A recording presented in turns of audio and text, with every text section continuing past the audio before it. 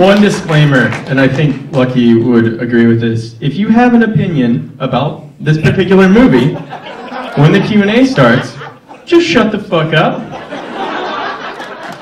Just go out in the hall in your little ski outfit, and, you know, we'll make sure a cameraman follows you out and films the whole thing, and you'll become internet famous. But just don't interrupt the fucking Q&A! We joked about it, but I have to ask the inevitable question, because it's what's on everybody's mind now. 5 months later with that whole Sundance thing that really, in a roundabout way, you know, really put your film at the forefront of Sundance because it was what everybody was talking about. Just looking back, just talk about that whole experience from your standpoint.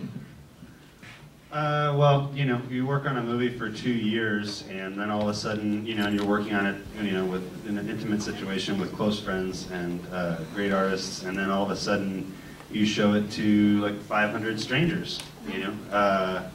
So, needless to say, nerves are like a huge thing. Like I get really, really nervous, especially when I'm going to show something for the very first time, and to have that happen, I mean, like towards the end of the movie when the melee starts going down, this girl a few rows in front of me was getting up and she was trying to get out of the theater, and it was really tight in there, so she was having trouble getting out. She walked right by me, and then I heard just this terrible sound behind me. She just went down really hard, like, and you know what that sounds like when somebody goes down really hard. I've had that happened with stunt people before, and it's scary. And I just got up, and I was, you know, it was just insane, you know, like this girl like fell, like hit her head, and they had to get, you know, an ambulance to come check her, you know, paramedics to check her out and stuff. And then as we were trying to get help for that girl, this guy, I walked by him in the hallway, and he was just standing there talking to himself, like, how can, you know, people can't make stuff like this. You can't make movies like this, you know. And me walking by him, I think, kind of got him more riled up, and he came back into the theater and then just started screaming and yelling, and it was very upsetting. I mean, I just wanted them to help the girl that got hurt. I don't want people to get hurt physically, right. You know. Right. Yeah, it was really overwhelming, and I just had a lot of trouble even talking at the Q&A afterwards because I was really rattled, and it was very upsetting, you know. But it's amazing that pictures and sounds can evoke that sort of reaction from people. Absolutely. Well, now, you know, it's kind of playing to its rightful crowd. You guys like the film? That was amazing, right? Yeah, one thing I have to say though is we didn't do the sound mix with a loud electronic hum in the background. We toyed with the idea, but that was added to the film for us today, and projecting a Blu-ray is just frustrating because the contrast is really bad. The blacks aren't black. Yeah. Anyways, I'll let it go. Us Texans have a little bit thicker skin than those Utonians. Yeah, the movie has like a really, really robust look. We shot on a Sony high-def system that's just incredible. So, you know, if you feel like watching the movie again, I recommend watching it on a really, really nice high-def situation. Right. Let's throw it out to the audience. Questions? Who wants to be the first person? Come on. Oh, she's like, yes, ma'am. Why were the males the only demented characters? She should watch The Offspring. Why were the males the only demented characters? I think some people might argue with you about that. There's a lot of sickness in most of those characters, so I can't really answer that question because I don't agree with that idea. Yes, sir. How did you go about securing locations on this, considering sort of the content of the... I think I know who can answer that question. This is Bob Krzyzkowski, our producer, our local producer in Massachusetts, who found many of those locations.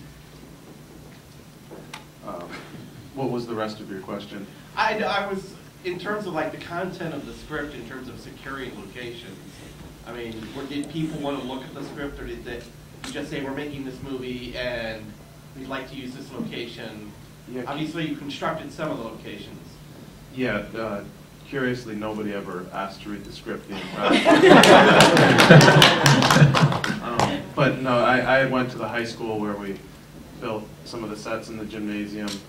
They were really happy to have us there, and I think they trusted us not to make a evil movie. I think they hoped we would make something good and interesting, and they were really, really supportive of us. And then just locally, just going to a lot of different houses and people and just seeing who was excited. And the guy whose house we ended up shooting at, his kids were big horror fans, and he was just thrilled and happy to have beers with us when we were done shooting at the end of the day. So it was a good experience. And Bob's just good with people. Yeah, Bob here is really, really, really good with people. He's very genuine. People How long see was that. the shoot, the principal photography? 4 6-day weeks. I have a question for Shyla. Shyla, how'd I want to know how'd that finger taste? I don't know. It tasted weird. Yeah, I can imagine that Pollyanna's finger tasted weird. It was sugar. It tasted like sugar. It tasted like sugar? A little bit. A little bit sugary. Next question. Yes, sir. For me, like Chris, you did a fantastic job. Oh, thanks. Did it bother you at all playing somebody that was just so vile? Did it bother me? No, it didn't bother me. I didn't really enjoy watching it this time as much as I've seen it twice, and this time I was kind of like, I don't know if I can watch this again because the excitement. But when you're doing it, I mean, I'm an actor, so my job is to make the scenes work and the moment, you know. And then Lucky and all these other talented guys construct it and put it together. So all I'm trying to do is be honest, moment to moment to moment. So I didn't think of him in those moments as being mean, or he was doing what he thought he needed to do. And that's what you have to focus on. Nobody thinks they're mean. Nobody thinks They're evil. they're evil. Yeah. You know, Hitler thought he was right, you know. So, I mean, so as an actor, you can't tip it. So you just play everything straight and then trust that everybody else is going to, you know, support that and see that and recognize it. Right? Very convincing and very well done. Yeah, ultimately, Actually, I think, I'm a fucking sociopath. ultimately, I think that's what makes your character so evil, is that he's like, man, you're such an evil person, but you're still kind of likable, even though you're feeding this woman to this dog right now. Yeah, there's a lot of those people out there. And sociopaths. Apparently you're one of them. Sociopaths, no, I'm just saying, you know, turn on the television. Yeah, I mean, there are absolutely. people who are very charming, who really, at the core, don't care about anybody but themselves, and that's kind of Chris Cleave. He doesn't really care. He's not really capable of it. So, and there are people like that. That's. I read some books. There's a book called People of the Lie by M. Scott Peck, and I read that, and that was really good for me just to kind of get a sense of like. So it didn't bother me because I kind of prepared for it, and these are really lovely people. So working was, you know, it wasn't like, I mean, you guys can, you know, when I'm on set, I'm not like, oh, or anything. It's like I can get into it and get out of it. And then, but Angela Bettis is one of my best friends, and Polly became one of my best friends, and we lived in a house together. So we would just go home that night and laugh and talk about other stuff. So it wasn't like. It wasn't hard to shake it off at all. No, it really wasn't. But the thing is, if you never work on a film and you see the process of it, there were scenes that were like when I had to drag Carly and I had to do all that. I really wanted to get that over with. I was kind of impatient with everybody that day because I didn't like doing it. I didn't like screaming at Lauren Ashley. I didn't like, you know, that's difficult to do over and over and over. And luckily, everybody's so good, I didn't have to. If it had been an incompetent director and I'd been forced to do that scene all day, I would have been really mad. I would have been kind of fucked up and gotten really drunk that night and whatever. But I probably got really drunk that night, but I was happy. I'll shut up now. Yes. I've got 2 quick questions. Can you share for us your thoughts on the dogs? And also, will we see the character of the woman in any other movies? Boy, that's up to the second question. That's just up to people buy this or not. You know, And yeah, there's ideas, but it has to be, you know, my idea in doing a sequel to Offspring was that I had to be able to take it totally into my territory, into just a totally different tone, and I didn't want it to just be cannibals attack people in the suburbs again, you know? I wanted to just do something totally different, so I just decided what better than to, you know, turn the villain from the previous film into sort of like almost like a hero and a sympathetic character. Figure out dramatically how to do that. And what do I think about the dogs? I don't really understand your question. What do I think? I have lots of thoughts about them. I made the film, but what's your question? Oh, I mean, it just seemed like they're changed from real dogs to like human monsters. The answers lie in multiple viewings. Okay, all right. Well, let's, you know, you mentioned taking the film into your own territory. For those of you that saw Offspring tonight or have seen it before, I don't really see The Woman as a horror film. I see it more as a drama that kind of goes into horror territory in the conclusion. Talk about putting your kind of spin on this film and whether you think it is horror or not. Yeah, I mean, it's horror, it's drama, it's a lot of different things. I mean, I take influence from, you know, the things I see and the art I like, and shit just pops into your head sometimes, you know, a lot of the time. But you know, it's so funny. It's like every time I make a horror movie, everybody says, "Well, this isn't really a horror movie, is it?" It's like, well, it's my version of a horror movie. You know, it's just specific to me. So. Yeah, there's a lot of films that you could argue are drama or horror. Yeah, I mean, it ain't a Disney movie. No, definitely not. It's not Medea's Big Happy Family. Yeah. Yes, sir. Was Jack Ketchum involved in the production at all? Yeah, actually, he previous films I've worked with Ketchum on, he'd come out for like 2 or 3 days and just hang out, maybe do a cameo or something like that. He was there for like the first 4 or 5 days and started seeing the footage coming back and just the familial atmosphere of the whole thing, and he was just like, you know what? I'm gonna stay for the whole fucking shoot, dude. And he stayed the whole time, and you know, he was there when my back was against the wall with having to, you know, redesign scenes according to resources that we had that we didn't have, or scheduling issues and stuff like that, and still keep it on story. And you know, you take a situation like that where you can't do something that you've been planning on doing, and when you redesign that section, you try to elevate the story, even though you're compromising something that you thought you wanted to do. So you always try to take that sort of an opportunity and have it be something that's like, oh, you know what? Everybody's always asking me that question. You know what? I'll solve that by redesigning this little sequence here, and then it becomes important. Does that make sense?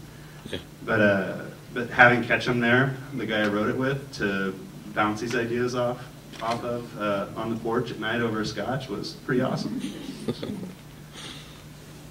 Next question. Yes. Performances in all of the movies, May, Woods, even Sick Girl, and this especially, are always so perfect, so amazing. Oscar caliber, 100%. They could care less now. Like, what do you say to the actors? How do you approach them? How do you get such powerful performances? And then for the actors, like, what was your experience like working with them as opposed to other directors? Every actor is completely different, and it's my job to figure out their language and how to make them comfortable.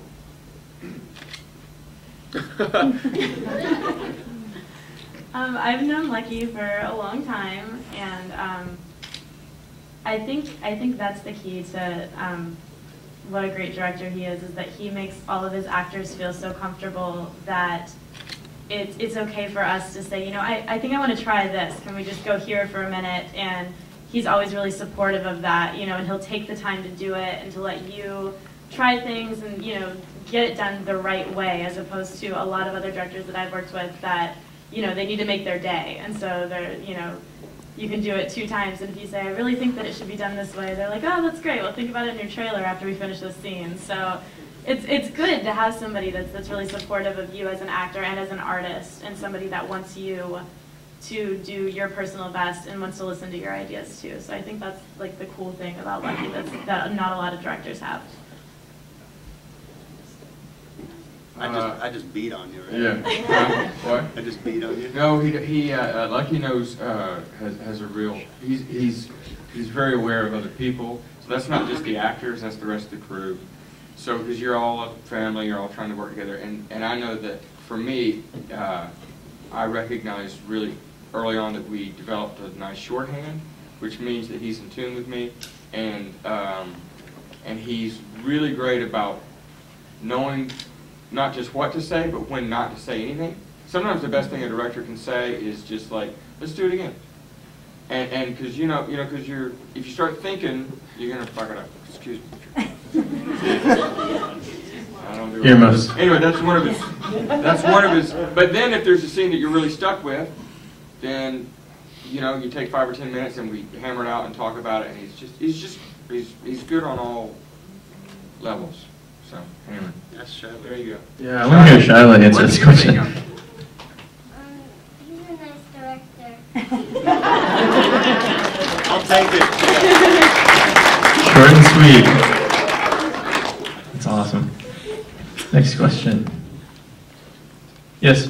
I'm going to ask a question that's on everybody's mind. Uh-oh. What the hell is up with the burrow? Zach Passero, my editor, is the creator of the Burrow Boy, and there will be many more Burrow Boy adventures. Yeah, there's more coming. The burrow will be explained a little bit more in future adventures. Did you have a specific question about what the hell was up with the burrow? That's about as specific as I can get. Okay. I haven't had enough alcohol. Well, the theory behind putting a cartoon before the movie is back, when my dad was a kid, they would show newsreels, they would show cartoons, and they'd do these things to warm the audience up, and I call them brain wipes, so it was like, I want people to be coming in, oh my God, I'm going to see this dark, scary film, and then all of a sudden they're watching like a Mexican cartoon for 8 minutes, and they're just like, what the fuck is this? Yeah. And by the time they've relaxed into it, the movie starts, and they're, it kind of, it's a brain wipe. What about the short at the end with Shiloh? That was done by Zach and Bob, actually, who can talk about it. It's basically kind of like a dream sequence for Darlin here. Basically, Bob and I put together.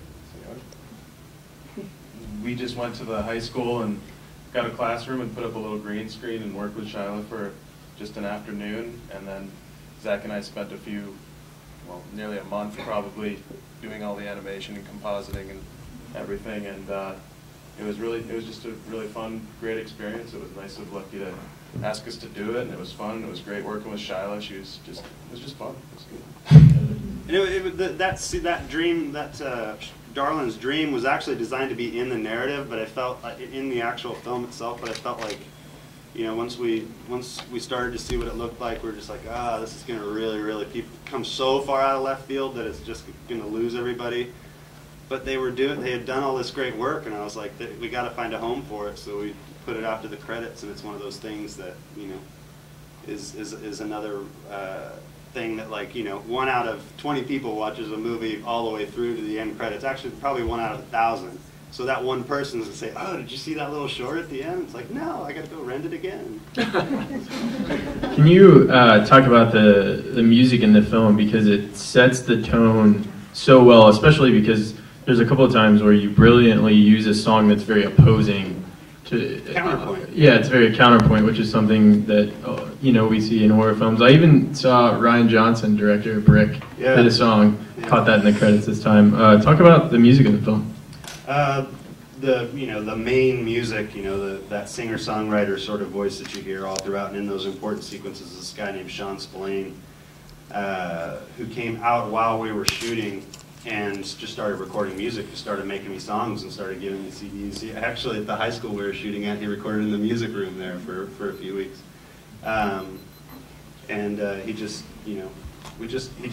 He's a great musician, and writes great lyrics, and I like the idea of having the composer there while we were shooting, as opposed to sitting in a room, months after all this cool shit happened. It's like I wanted the musician to be able to feed off the energy of film production, which is awesome. I mean, it's one of my favorite things in the world. I mean, to direct a film, I get to stand and be in the middle of 50, 60, 70, all the way up to a couple hundred people sometimes, and it's just all artists just focused on getting you that one shot or that one image. It's a beautiful thing.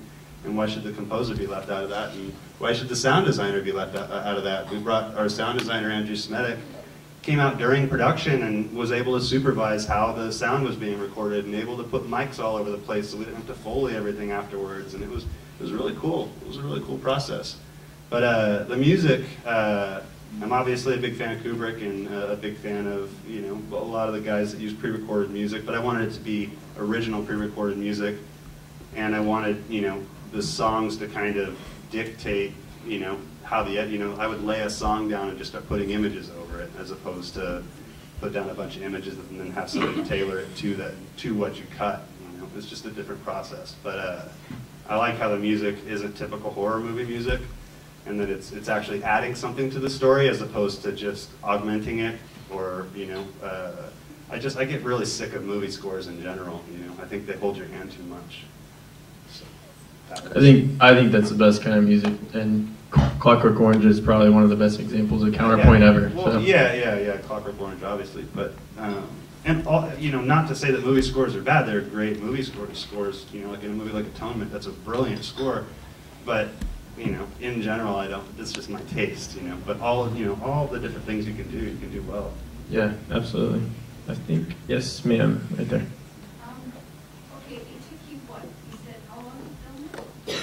It took 24 days to film it. And how long did it take to edit it to attach? When did we finish? About 3 months. Oh yeah. Yeah, editing, sound design, you know, finishing out music, and, you know, doing all the finishing that you have to do on a film. You never heard it? Never noticed it. I was just watching. Interesting. And sometimes they say the best sound is the best soundtrack is the one you don't hear. Yeah, and it's the same way with camera technique too. I mean, you work hard to design these great shots, but the minute those shots start distracting from the story, it becomes a problem. You know, you want. Watch it again. Strange. Yeah, we're actually going to put a soundtrack out on vinyl. That's going to be nice. Awesome. Put really me down for that. one of those. Yeah. Yes.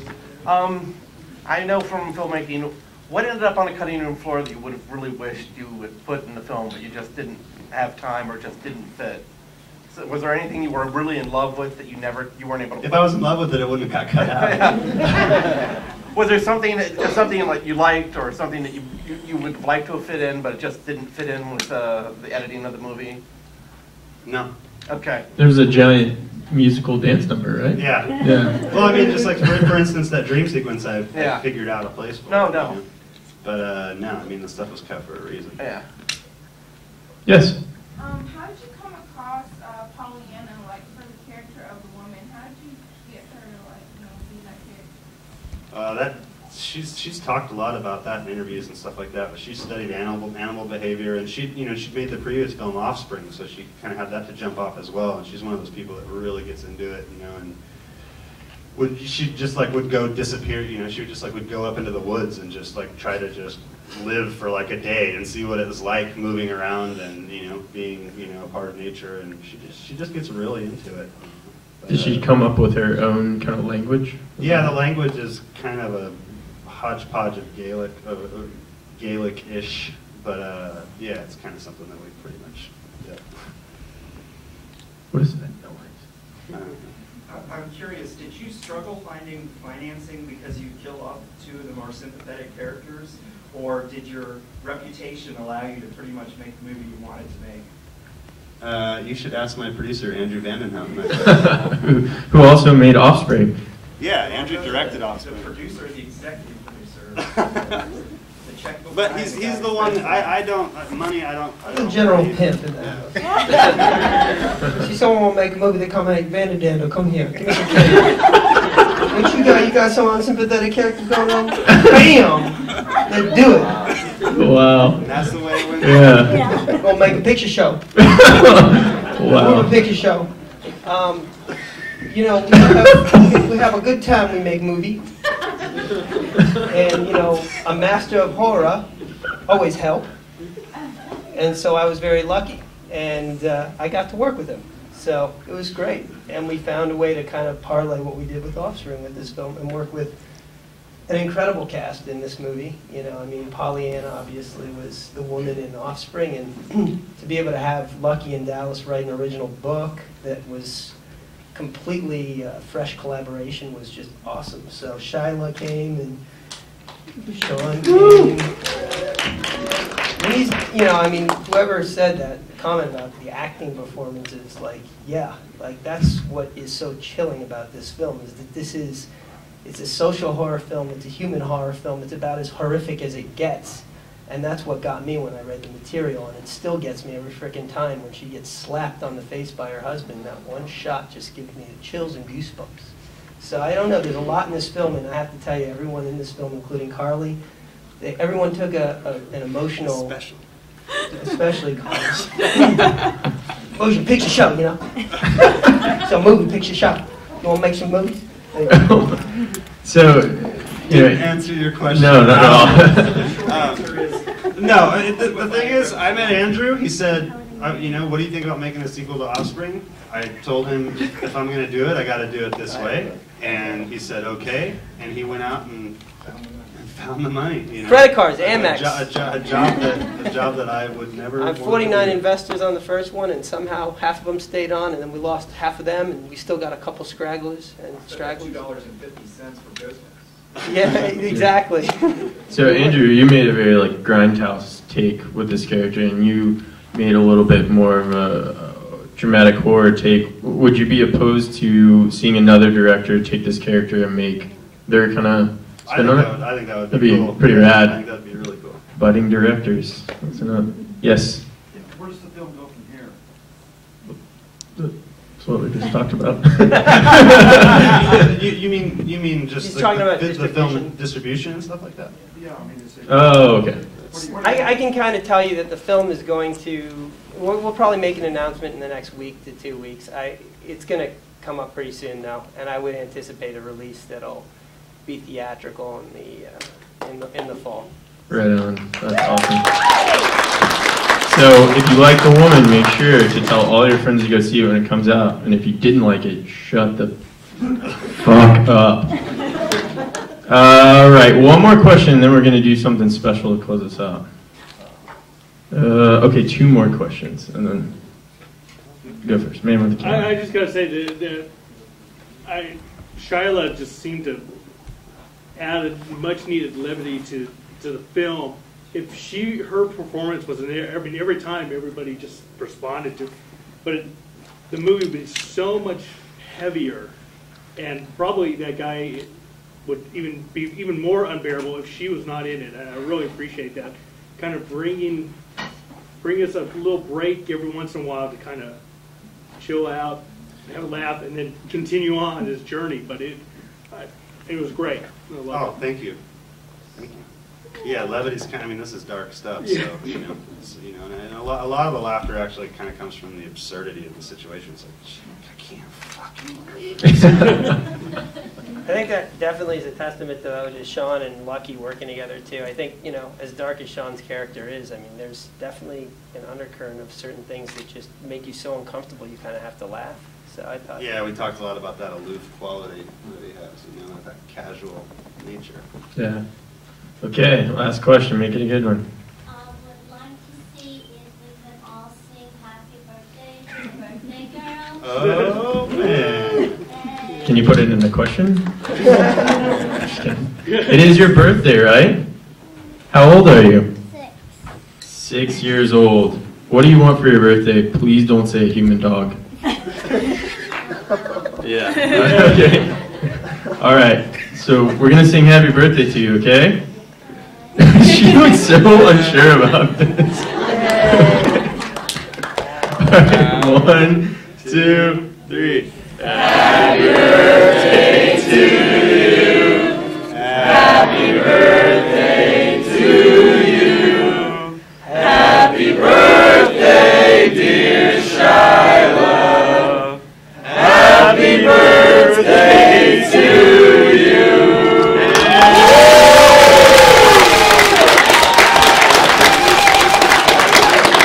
What a way to start off the first night of Texas Frightmare.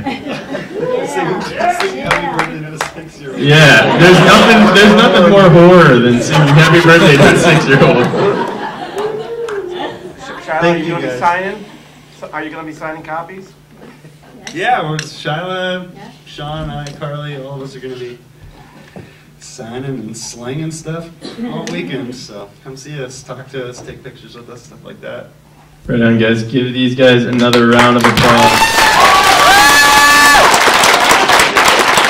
Thanks for coming out on the first night of Texas Frightmare. Again, thank you to Rumord Magazine, Anchor Bay Entertainment, GordonandTheWhale.com, and have an awesome festival, and we will see you around over the next 3 days.